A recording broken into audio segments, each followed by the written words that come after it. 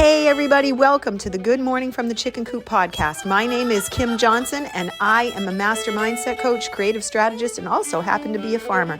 This is my chicken coop and I come out here every day to record a podcast, to teach distinctions, possibilities, new ways of thinking, and just bring some joy into the world. So welcome to the coop and let's start your day off in a fantastic way. Hey everybody, good morning from the chicken coop. It is incredibly important to remember when you are dealing with other people that you must understand, if you can, it's not always clear that you can, but if you can, understand their motivation, their possible reasons for what they're thinking and acting the way they're acting. It will help you immensely in navigating situations with them. And sometimes it's very impossible on the surface to see, what is this person thinking? But then there are times when you change your approach and you ask different questions that you get clearer and clearer on things. Now, this is one of my favorite things to do because it really gives you the opportunity to start to get into someone's head and figure out, what is their motivation? But you have to be willing to be curious and change your approach and get different aspects of questions ready to ask. And sometimes you actually have to think about from the standpoint, if I were them and I was facing whatever the situation was, what would I be considering? What would I be thinking?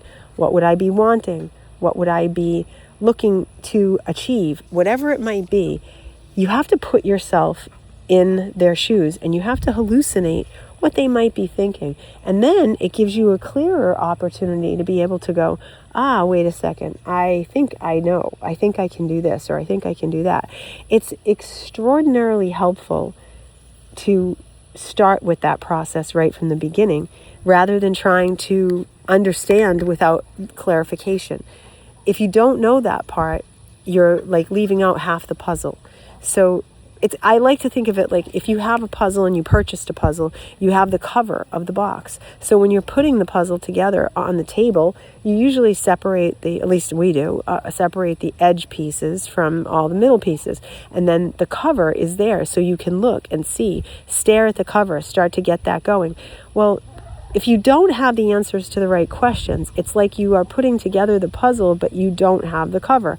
So you really don't even know what you're looking at, and you have an assumption in your memory which could be quasi-accurate maybe, but it's usually really sketchy. And when that happens, you cause yourself more difficulty, because if you just got the cover out, you'd be able to do it. Well, the questions are like getting the cover out. The questions are like pulling you back in, and the questions help you figure out what's really happening. So it's very important to do that. It's very important to say, let me pause, let me get myself together, let me get my list of questions. Now, I will be honest, I think sometimes we're already so emotionally wrapped up we can't do that. So you have to pull yourself out. You really have to pull yourself out of the moment, and you have to go into a space of okay, I am feeling this way. I think what I need to do is go be quiet for a little while, go sit by myself and contemplate. Because if I do that, then I'm going to be way happier with what I come up with. And if I can pull that together, then I'm going to feel really good about my decision to sit here and ask questions and dig into it. But you got to have the wherewithal to pull yourself out and go ask those questions.